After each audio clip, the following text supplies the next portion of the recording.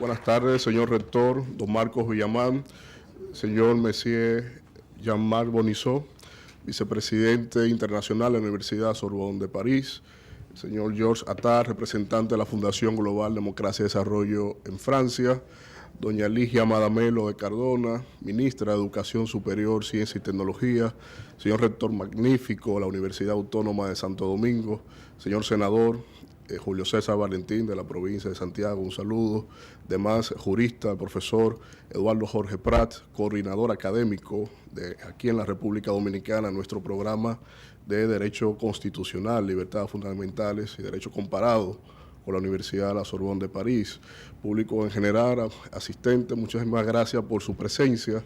Realmente nos sentimos regocijados, primero por la presencia del señor Bonissot, con todos nosotros que con digna atención ha estado siempre en disposición vía la coordinación del profesor Attard para venir con nosotros y testimoniar ante nuestros egresados del programa de Derecho Constitucional para hacer entrega de una titulación oficial del Estado francés sobre el programa de Derecho Constitucional que desarrollamos desde la República Dominicana en el Instituto Global de Altos Estudios en Ciencias Sociales. Para todos nosotros realmente el momento de ahora constituye precisamente esto, un momento en donde podemos testimoniar en que la calidad de una universidad y la prestancia de una institución, que ya más que una universidad, un emblema, la Universidad Panteón Sorbonne, París I, poder nutrirnos de las condiciones, de la evolución del conocimiento que tienen ellos, sobre todo en el contexto de la familia jurídica romano-germánica que incide por los códigos napoleónicos aquí en la República Dominicana y que por lo tanto estamos haciendo un ejercicio propio para que la clase profesional del país pueda nutrirse directamente de estas fuentes de conocimiento, de lo mejor que pueda haber en el mundo académico a disposición del profesional, sin tener que romper su dinámica de trabajo aquí en el país. Realmente es un privilegio, un honor, la compañía de todos ustedes, el esfuerzo hoy viernes, que siempre lo ponemos un poquito de castigo los días viernes, al profesor Eduardo Jorge Prat no le gusta mucho esto, pero en realidad podemos sentirnos con orgullo y dar paso inmediatamente al acto, así que bienvenidos y muchísimas gracias.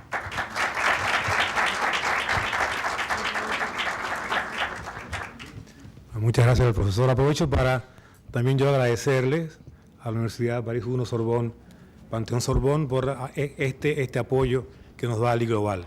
Felicitar a los graduandos que estaban ansiosos por su titulación de esta universidad, agradecerles el esfuerzo que hacen siempre para poder dar el nivel que exigimos acá en el Global, agradecer al profesor Jorge Prat, a pesar de que es viernes, agradecerle su presencia, y a la licenciada Beltré, que junto con el profesor de los Prat hace un equipo de trabajo fabuloso y hacen posible que esto pueda ocurrir de esta manera.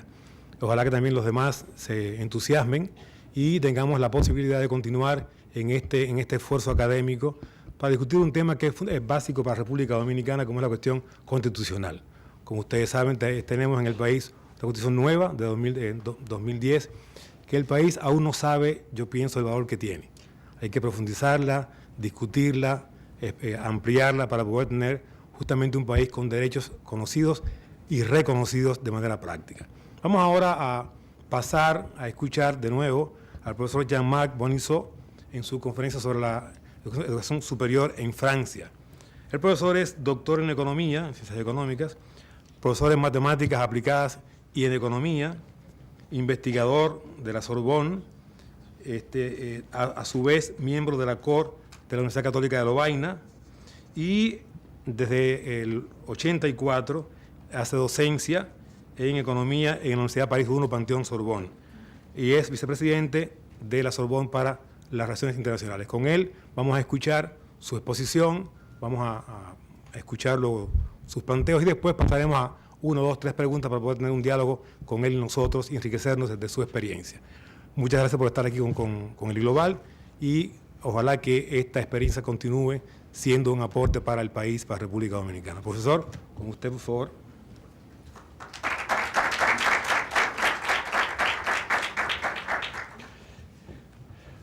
Merci, Monsieur le Recteur, pour cette introduction très amicale. Monsieur le Président, Madame la Ministre de l'Éducation supérieure, Monsieur le Sénateur, Monsieur le Recteur de l'Institut Global, Messieurs les recteurs, Mesdames et Messieurs les professeurs, Mesdames et Messieurs, chers amis, merci d'être venus pour écouter cette conférence ce soir. Señor Presidente, doctora Ministra, señor Senador, señores rectores, señores profesores, muchas gracias por acudir a esta conferencia esta noche. Je remercie, c'est pas dans le texte, Georges Attal, de faire la traduction de cette conférence, et je m'excuse à l'avance parce que je ne sais pas lire un texte, donc je vais dévier du texte. Il faudra qu'il s'adapte. Je voudrais d'abord remercier, bien entendu, l'Institut Global et la Fondation Global de m'avoir invité à donner cette conférence devant vous cet après-midi. Et je vais essayer de rester dans le temps imparti, bien que le sujet, l'enseignement supérieur français face aux défis d'un monde globalisé, est très vaste. En primer lugar, quiero agradecer al Instituto Global y a la Fundación Global por haberme invitado a esta conferencia esta tarde, y voy a tratar de mantenerme en el tiempo más corto posible, aunque el tema de la enseñanza superior francesa frente a la globalización del mundo global es un tema amplio. Permettez-moi de vous transmettre tout d'abord les chaleureuses salutations du président de l'université Paris 1 Panthéon-Sorbonne, le professeur Philippe Boutry, qui m'a redit avant mon départ, lorsque je l'ai vu mardi, combien il est attaché à la dimension internationale de notre établissement en général et, bien entendu, à la coopération avec la République dominicaine en particulier. Permítanme comenzar mi presentación mediante el envío de un caluroso saludo del presidente de nuestra universidad, Philippe Boutry. Philippe Boutry me reiteró antes de viajar el compromiso de París 1 con la dimensión internacional que se requiere en esta universidad en general y con la cooperación que se está brindando a la República Dominicana en particular. Comme Philippe Boutry est un historien, je vais commencer par faire un tout petit peu d'histoire. En 1200, le roi de France Philippe II, appelé plus couramment Philippe Auguste, plaça les étudiants parisiens non plus sous l'autorité de la justice royale, mais sous celle de l'autorité épiscopale, donc de l'autorité de l'Église. C'est le premier acte officiel reconnaissant l'université de Paris. Philippe Boutry, siendo historiador, voy a comenzar por recordar que la educación superior francesa tiene una larga trayectoria. En 1200, el rey de Francia, Felipe II, conocido como Felipe Augusto, ha colocado a los estudiantes parisinos bajo la autoridad episcopal y no más bajo la autoridad de la justicia real. Y eso fue el primer acto oficial de reconocimiento de la Universidad de París. En 1231, l'importance de l'université de Paris était telle qu'elle fut reconnue officiellement par une bulle du pape, un texte officiel intitulé en latin, bien sûr, Parens Scientiarum Est, c'est-à-dire Paris, mère des sciences.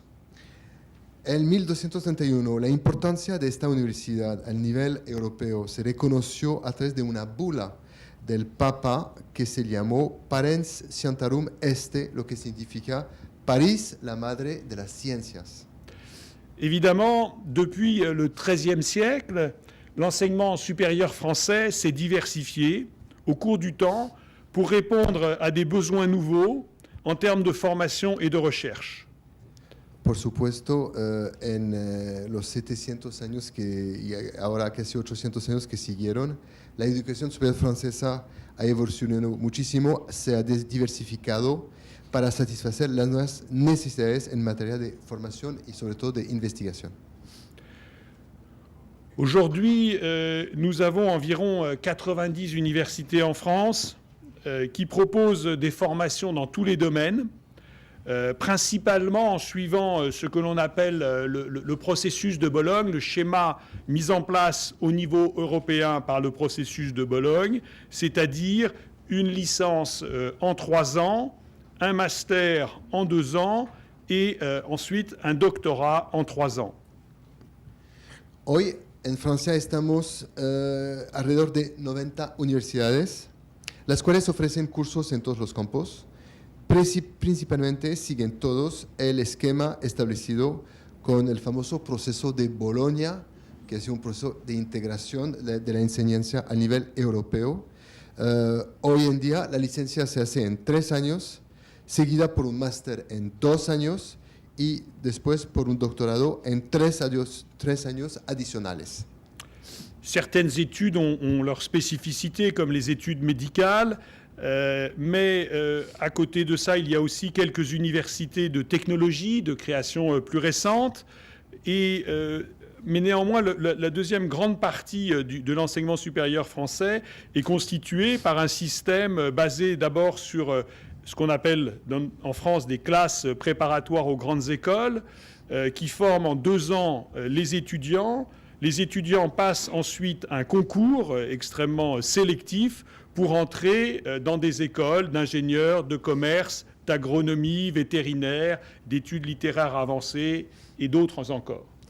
La gran especificidad de la enseñanza francesa, bueno, aparte del cursus de la universidad, del cual quiero mencionar que existe unos ciclos más cortos, técnicos, y también para los médicos en su sistema completamente diferente, son un número de años más importantes. Pero globalmente, paralelamente a la universidad, existe un segundo dispositivo que se llama el dispositivo de las grandes escuelas.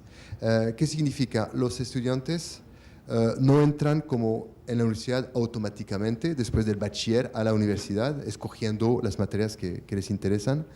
Los estudiantes tienen que preparar unos concursos de entrada, o sea que hay un numerus clausus a la entrada de esas escuelas. Son escuelas de negocio, son escuelas técnicas, científicas, pueden ser de varios índole y hay un cupo limitado por cada escuela y se prepara la entrada a la escuela a través de unas clases preparatorias que son globalmente de 2 años después del bachiller. Entonces, por ejemplo, para el tema de las escuelas económicas, hay una sola escuela preparatoria, unas clases preparatorias que preparan a 15 concursos en el área económica, por ejemplo. Les plus connus de ces écoles au niveau international sont les écoles normales supérieures, l'école polytechnique, l'école HEC, qui est une école de commerce, l'école d'agronomie de Paris-Grignon, l'école vétérinaire de Maison-Alfort. Mais il y a plusieurs centaines d'écoles sur le territoire de la France, et puis des écoles spécialisées aussi en architecture, dans le domaine des arts, du patrimoine, dans le domaine des études politiques, les instituts d'études politiques, des écoles d'administration comme l'École nationale d'administration qui est aussi très connue, et évidemment aussi des écoles militaires. Entonces, el abanico de escuelas es impresionante. Hay las famosas escuelas de Business Administration. En Francia tenemos HEC, que significa Hautes Études Commerciales, l'ESSEC, l'ESCP, bueno, hay algo como 50, pero las 3 más conocidas son ellas. Pienso que incluso HEC tiene el rango de la número 1 ahora a nivel europeo.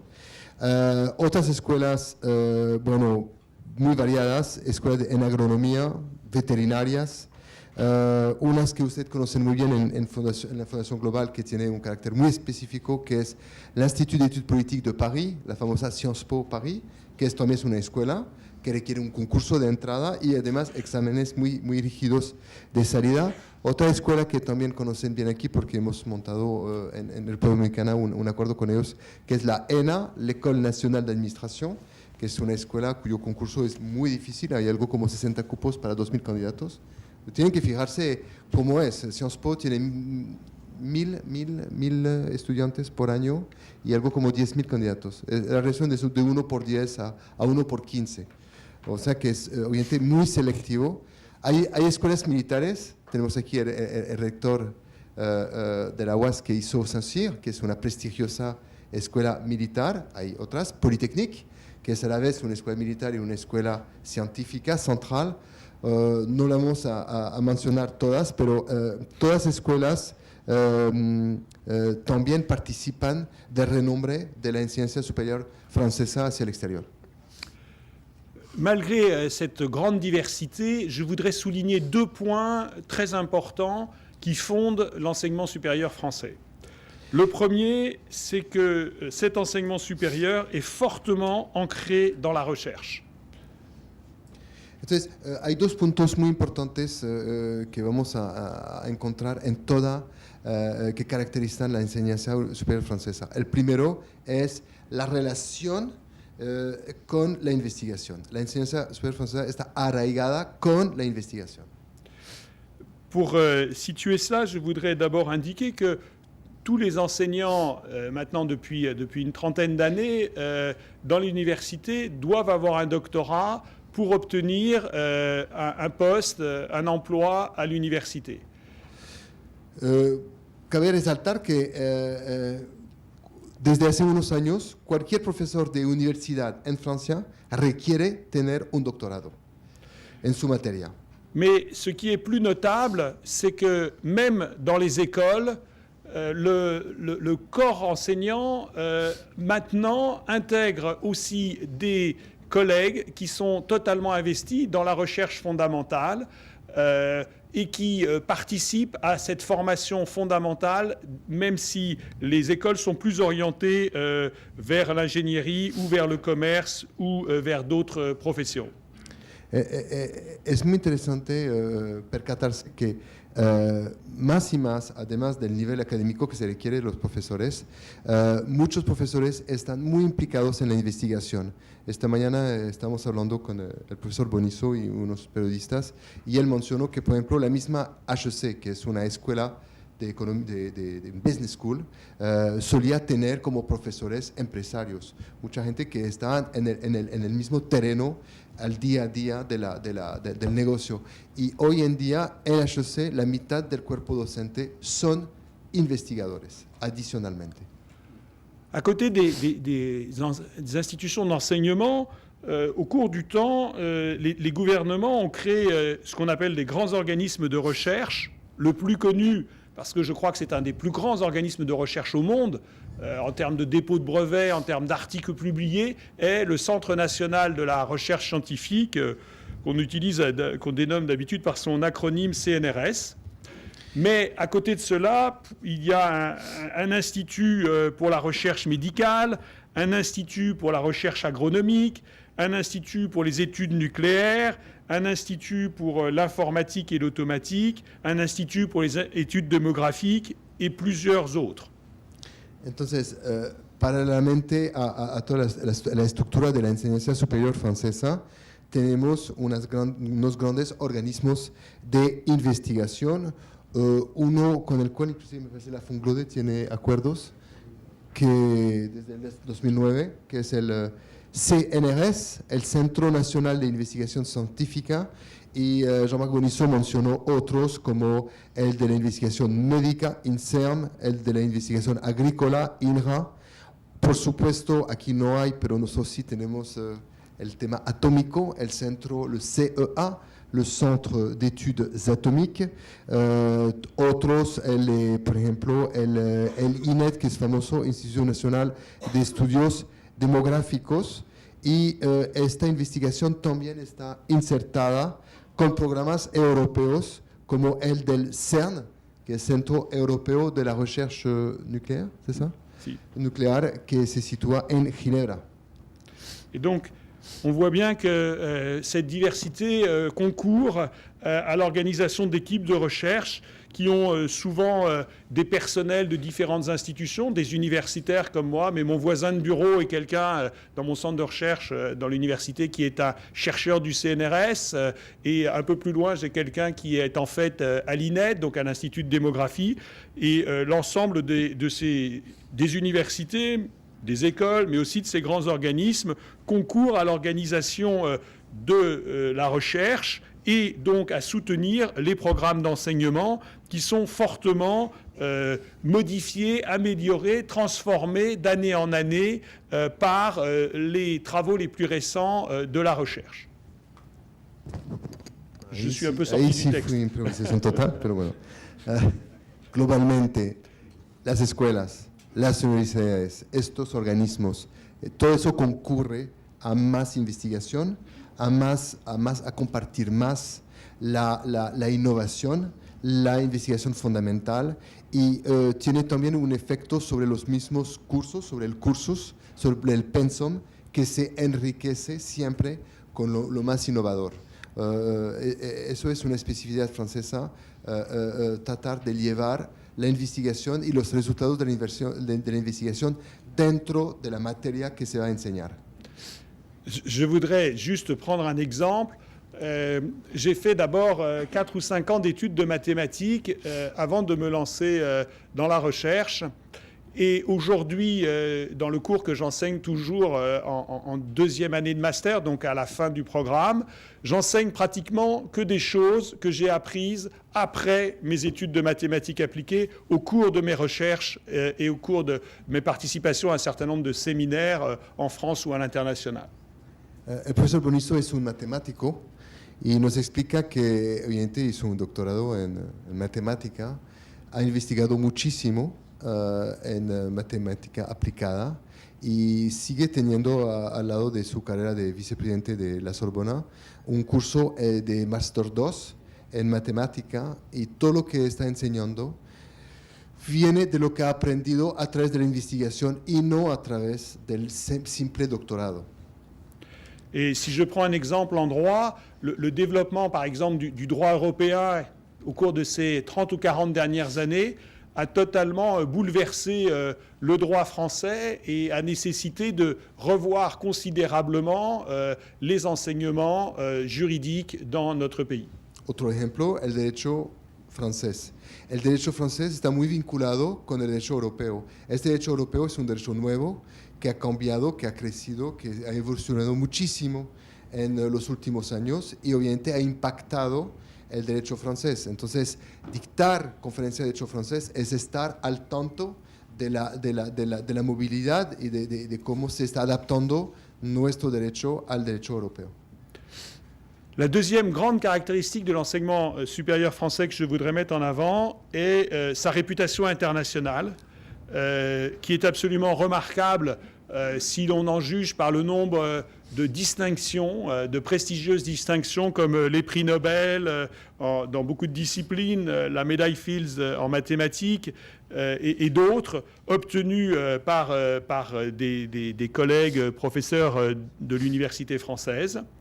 Et aussi la qualité de ses diplômes et tout particulièrement de sa formation doctorale qui attire beaucoup d'étrangers. Je viens de lire, juste vraiment cet après-midi, c'est quelque chose qui est sorti, que j'ai reçu par mail, par une newsletter, comme on en reçoit beaucoup, qu'aujourd'hui, plus de la moitié des doctorats français sont en fait, enfin, des doctorats délivrés par des universités françaises, sont en fait attribués à des étrangers.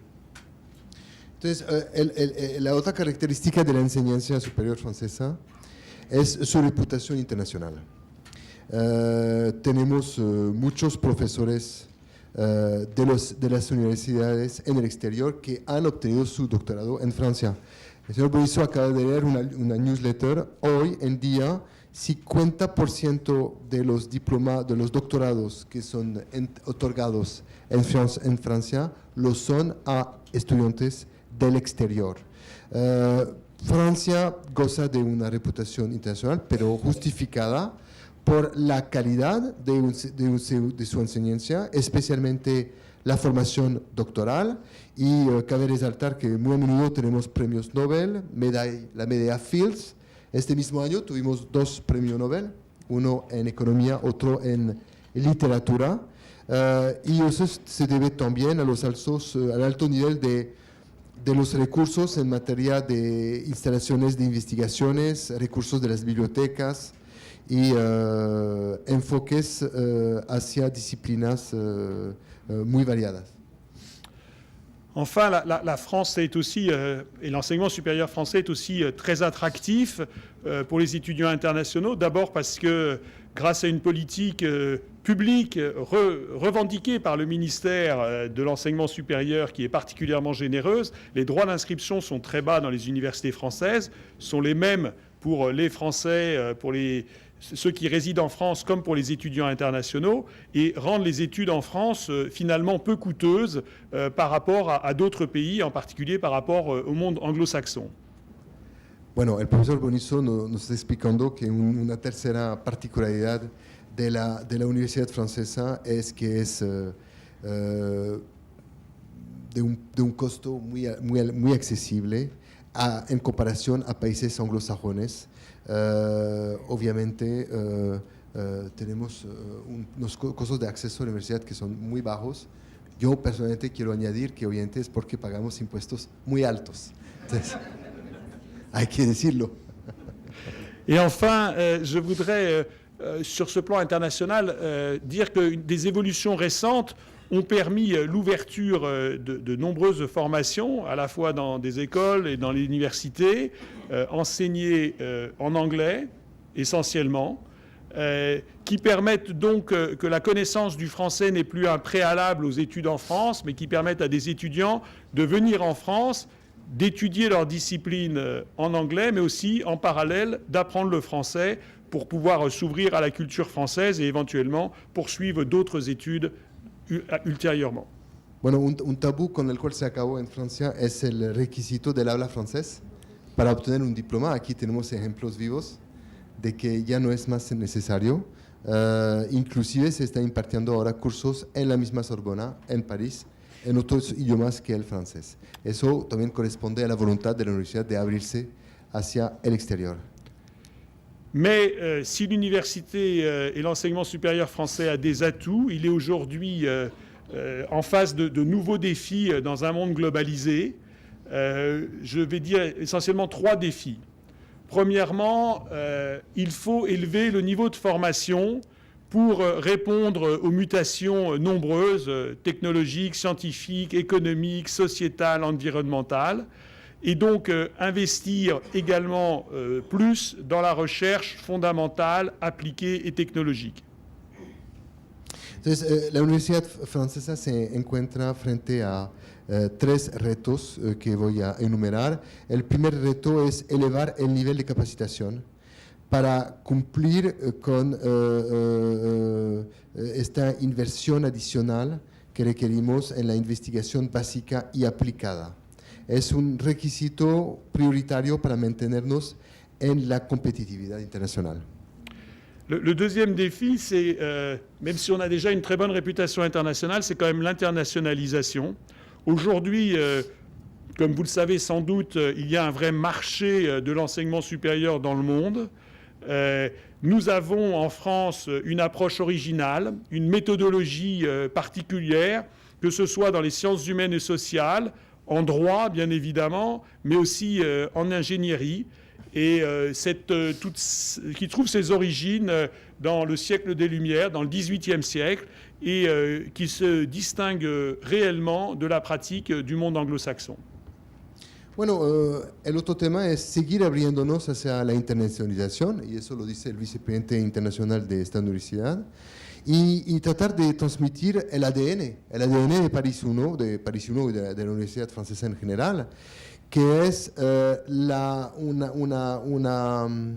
una visión diferente en términos de metodología, que son muy peculiares en temas como ciencias humanas, derecho y en ingeniería, que nos transmite el siglo de las luces, el siglo XVIII. Es una tradición francesa y tenemos que hacer valer nuestra diferencia, esta aproximación, ¿cómo digo? Approach de la metodología que es muy nuestro. Et enfin, le troisième défi de l'enseignement supérieur, c'est l'adaptation de ces structures.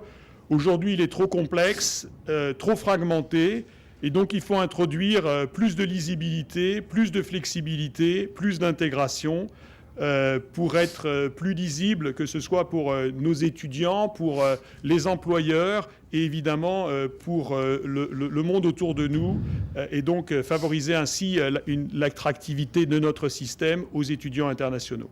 lo mismo, para seguirnos abriendo hacia el exterior, e inclusive en Francia necesitamos más lisibilidad. Es muy confuso, este endamiaje de formaciones es muy confuso y necesitamos reformarlo para más flexibilidad, más adaptabilidad y más claridad. Et donc, pour répondre à ces défis, nous avons eu récemment 2 lois en France sur l'enseignement supérieur. L'une en 2007 qui était surtout axée sur l'autonomie des établissements avec des responsabilités et compétences élargies, et une plus récente en 2013 votée sous l'impulsion de la ministre actuelle de l'enseignement supérieur, Madame Geneviève Fioraso, qui s'est fixé plusieurs objectifs. Bueno, entonces hubo 2 leyes que responden un poquito a esas necesidades. La primera ley del 2007 globalmente lo que ha fijado es autonomía de las universidades con responsabilidades mayores y con poderes mayores. Otro es una ley del año pasado que promulgó, que empujó la ministra de Educación Superior, que se ha fijado varios objetivos. Je voudrais ici juste insister sur un des aspects majeurs de cette dernière loi de 2013, qui est la création des communautés, ce qu'on appelle les communautés d'universités et d'établissements. Dans un acronyme français, ça fait COMU. Entonces, de todos los temas abordados por la ley, hay uno sobre el cual quiero hacer hincapié, es la creación de los famosos COMUE, que significa comunidades universitarias. ¿Le E, c'est quoi? Établissement. D'établissement.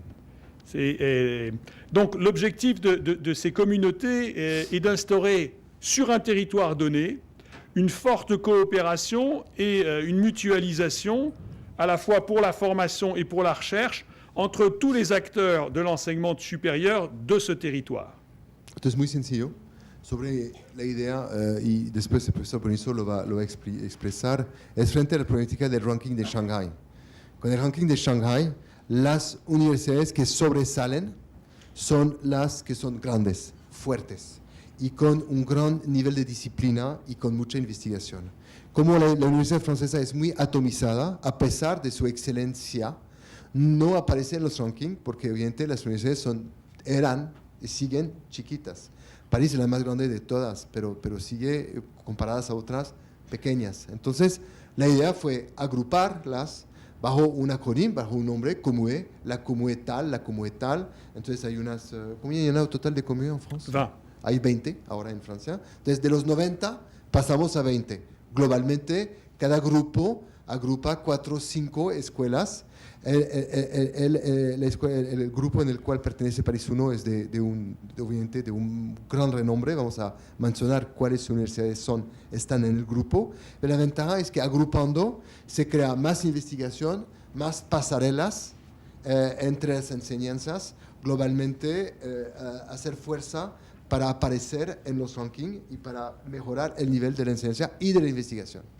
Et alors je vais traduire en français ce que vient de dire Georges. Non, juste pour donner une précision. Aujourd'hui, nous avons 90 universités, des centaines d'écoles ou d'établissements. L'idée est vraiment d'arriver à 20 ou 25 pôles universitaires visibles qui soient effectivement reconnus dans les classements internationaux et qui permettent beaucoup plus de flexibilité et de visibilité et de souplesse pour l'organisation des enseignements. Bueno, lo que digo más solamente es esos, podemos llamarlos polos. Inclusive al principio se llama polos de excelencia. Esos polos, esos 20 polos, es la tarea que tienen ellos. Más flexibilidad, más investigación, más renombre. Et en particulier pour soutenir cette dynamique, c'était déjà le cas dans le précédent gouvernement, Sarkozy, mais c'est aussi le cas avec ce nouveau gouvernement qui a poursuivi cette dynamique.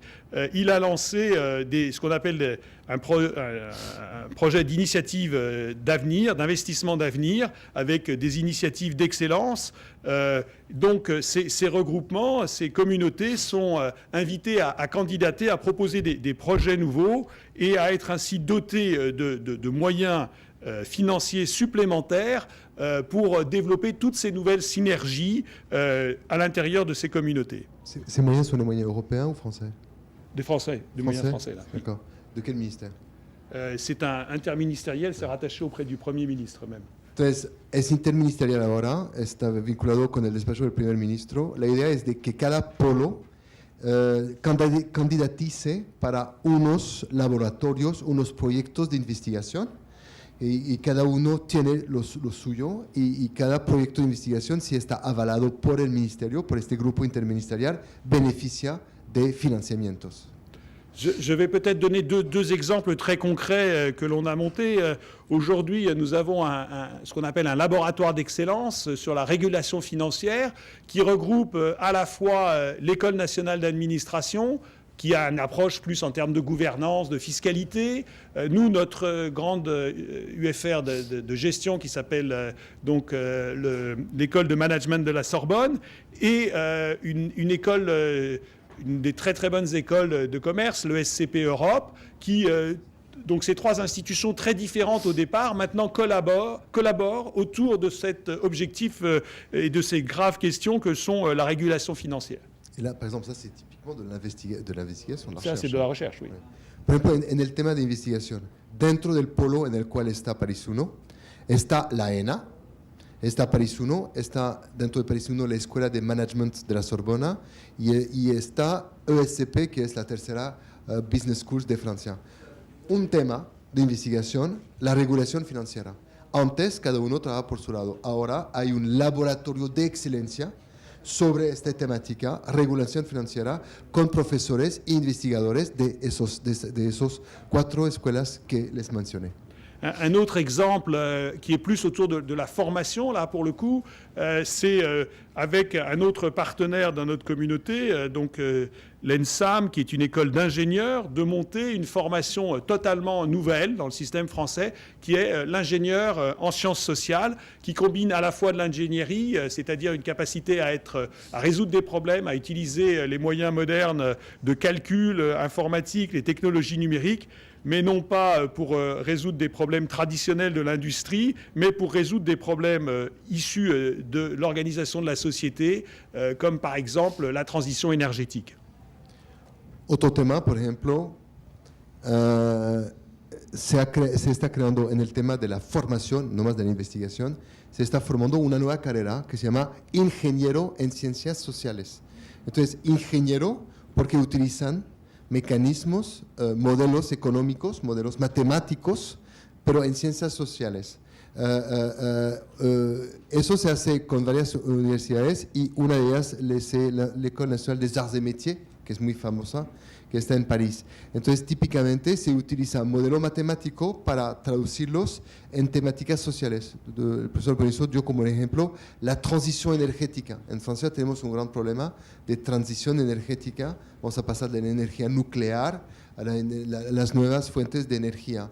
Bueno, tiene consecuencias sociales muy importantes. Para ser capaz de evaluar todo eso se requiere un conocimiento matemático, y entonces aquí el conjunto de este conocimiento lo propone este polo de excelencia. Et enfin, une des derniers objectifs de ces communautés sur leur territoire, c'est aussi d'avoir une bien meilleure interaction, plus facile, avec le monde de l'entreprise, mais aussi avec le monde des administrations publiques, et donc de permettre des transferts de technologies plus rapides, de la recherche fondamentale vers la recherche appliquée, vers la recherche technologique et vers les applications industrielles. Et là aussi, en offrant aux entreprises qui sont un peu perdues avec le monde universitaire et le monde de l'enseignement supérieur très fragmenté, des interlocuteurs uniques et plus faciles à repérer pour mener des coopérations entre l'université et le monde de l'entreprise. Bueno, se ha criticado mucho Francia por el hecho de que de un lado había una enseñanza excelente, fantástica, pero muy teórica, y el mundo de la empresa que está completamente desvinculado al mundo de la universidad. Entonces, la ventaja de esos polos de excelencia que crean realmente visibilidad para el cuerpo de las empresas es de que ahora, en vez de tener miles de interlocutores, van a tener 20 interlocutores. ¿Por qué? ¿Para qué? Para permitir esta transición más rápida, lo que existe, por ejemplo, en Alemania, entre la investigación fundamental hacia la investigación aplicada, hacia la aplicación industrial de los proyectos. Entonces van a haber conjuntos, acuerdos, alianzas con las empresas para investigación, para llegar a productos aplicables. Donc, si je prends un peu plus généralement le cas de mon université, Paris 1 Panthéon-Sorbonne, qui est une très grande université, héritière de l'Université de Paris, héritière de la tradition humaniste de la Sorbonne, de la tradition juridique de la faculté de droit de Paris, hein, qui était dans les locaux de la place du Panthéon où est aujourd'hui notre présidence, qui est une grande université avec 40 000 étudiants, 14 unités de formation et de recherche, 4 instituts qui couvrent un large domaine, le droit, la science politique, l'économie, la gestion, les mathématiques, les sciences humaines, la philosophie, l'histoire, la géographie, l'archéologie, l'histoire de l'art, les arts plastiques, le tourisme, la sociologie et la démographie. Je crois que je n'ai rien oublié. Eh bien, cette grande université aujourd'hui, installé au cœur de Paris, s'est quand même lancé dans cette aventure de la communauté d'université sous l'impulsion du précédent président Jean-Claude Colliard. Bueno, entonces, en lo que se trata de París 1, el doctor Bonizo quiere resaltar, obviamente, la herencia.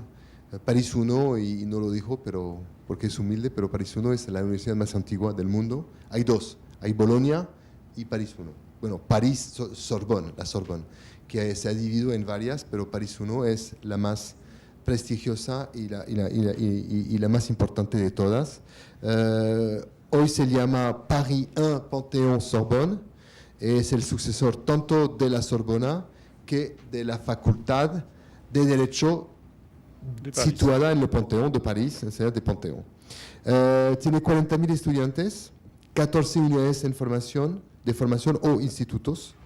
Tiene todos los campos que mencionó el doctor Bonizo muy rápidamente: derecho, ciencia política, economía, gestión, matemáticas, humanidades, filosofía, historia, geografía, arqueología, historia del arte, bellas artes, turismo, sociología, demografía. Me parece que falta cine también.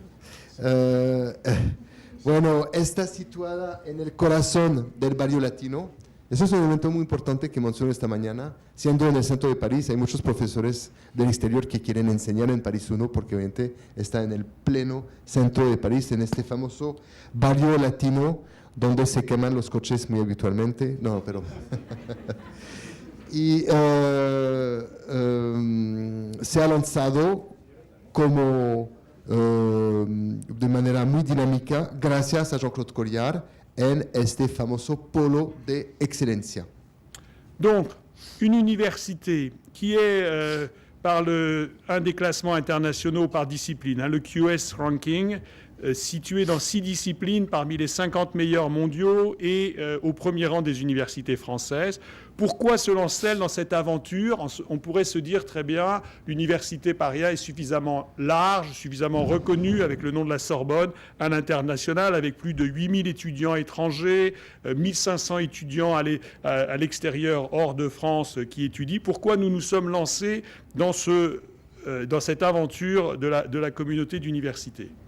Entonces, uno se puede preguntar por qué París 1, que no lo necesita realmente, se lanzó en esta aventura del polo de excelencia, porque realmente si el propósito es hacerse conocer hacia el exterior, ya está conocida. Jean-Marc Bonizo mencionó un ranking que es el ranking Quacquarelli Simons Universidad, que se llama QSU. Según este ranking, París 1 en 6 disciplinas está dentro de las 50 primeras universidades en esas disciplinas, y obviamente según el ranking París 1 es la más prestigiosa de Francia. París 1 tiene 8.000 estudiantes extranjeros, tenemos aquí 8, y tiene 1.500 alumnos que estudian en el extranjero. Entonces, ¿para qué y por qué lanzarse en esta aventura si ya está enmarcada en el contexto internacional? Et nous avons 8 de ces étudiants ici aujourd'hui dans la salle. Uno por 1000 aquí. Et donc, en fait, nous nous sommes alliés avec le CNRS, avec le Conservatoire national des arts et métiers, avec l'École du Louvre, avec l'École nationale d'administration, avec l'École nationale supérieure d'architecture, avec l'École nationale supérieure de création industrielle, avec l'École nationale supérieure d'arts et métiers, avec l'ESCP Europe, avec l'Institut national d'études démographiques et avec l'Institut national du patrimoine, pour fonder la commu qui s'appelle Hautes Études de la Sorbonne. Bueno, entonces el polo se llama Altos Estudios de la Sorbonne, ¿sí? ¿Cómo Sí. se llama? Et Altos Estudios de la Sorbonne, Ah, ok. c'est pas marqué là. El polo se llama Altos Estudios de la Sorbonne. O sea que lo manejaron muy bien. Vous êtes bien débrouillé parce qu'il y a vous qui êtes cité alors. Comment? Vous êtes bien débrouillé, il y a que vous qui êtes cité. Oui, oui. Muy bueno, porque el único nombre mencionado en el nombre es el de la Sorbona. Altos Estudios de la Sorbona. No les voy a mencionar las 11 porque realmente hay unas que no conocen y no es muy relevante, pero mencionar Arts et Métiers, la Escuela del Louvre, la famosa ENA y l'ESCP, que es la tercera Business School de Francia. Et donc, aujourd'hui, quand nous analysons ce que nous sommes en train de faire, parce que nous sommes en train de déposer un projet pour les initiatives, pour les investissements d'avenir, donc un projet d'excellence, on peut dire que nous avons vraiment un niveau exceptionnel maintenant en recherche, en formation, dans le domaine de la création et de la conception, avec à la fois de l'architecture, du design, des sciences pour l'ingénieur, mais aussi des artistes. Et cette combinaison-là est aujourd'hui très importante pour une formation globale dans le domaine de la création, de la conception, de l'innovation. Entonces, típicamente, si uno está buscando la excelencia en el terreno de la concepción, de la creación, este polo de excelencia sí lo tiene, porque tiene dentro de este grupo de 11 instituciones, tiene escuela de diseño, escuela de arquitectura, escuelas científicas, y le permite entonces, tanto en la formación como en la investigación, llegar al más alto nivel de calidad. Et effectivement, on a aussi un potentiel énorme dans le domaine des arts, du patrimoine, dans la conservation et la valorisation du patrimoine, avec aussi la dimension matérielle et numérique qui se sont accrues avec nos accords avec ces nouvelles institutions partenaires dans la communauté. Lo mismo en las áreas artísticas y de la conservación del patrimonio, que también tenemos aquí escuelas involucradas. Et enfin, dans le domaine du management public et privé, là aussi, nous avons réuni un ensemble de forces, par exemple avec l'École nationale d'administration et l'ESCP Europe et nos propres forces, qui est absolument exceptionnelle et qui nous permet aussi d'avancer dans le domaine de l'expertise, de l'évaluation des politiques publiques et du conseil aux entreprises. Lo mismo, típicamente con ESCP, ENA, Paris 1, con la Escuela de Management Paris 1, tienen un nivel de excelencia, de calidad, en términos de management que les permite hacer acuerdos con el sector público, con el sector privado y proponer alianzas. Et donc, nous avons maintenant dans cette communauté 7 laboratoires d'excellence, un équipement d'excellence. Je vous ai donné juste un exemple tout à l'heure avec le laboratoire sur la régulation financière, mais aussi nous avons créé de toutes pièces un centre Michel Serres pour l'innovation qui permet à des étudiants en fin de parcours d'acquérir des compétences supplémentaires dans le domaine de l'innovation, surtout en vue éventuellement de fonder leur propre entreprise, de fonder leur propre emploi, de créer leur propre emploi. Bueno, muy rápidamente, en el tema de la innovación, acaban de crear, dentro de esos famosos laboratorios de excelencia, adicionalmente han creado un centro para la innovación. Et effectivement, nous avons aussi la possibilité aujourd'hui d'offrir une formation complète du baccalauréat au doctorat, ce que beaucoup d'institutions ne faisaient pas avant à cause de leur spécialisation. Et nous avons la possibilité également, par la mutualisation de nos réseaux internationaux, d'offrir énormément d'opportunités à nos étudiants pour une mobilité internationale qui leur permette de compléter leur formation à l'étranger, voire d'acquérir un double diplôme dans l'une de nos universités partenaires. Il y a aussi des passerelles entre les écoles au niveau Oui, des oui. diplômes. Sí.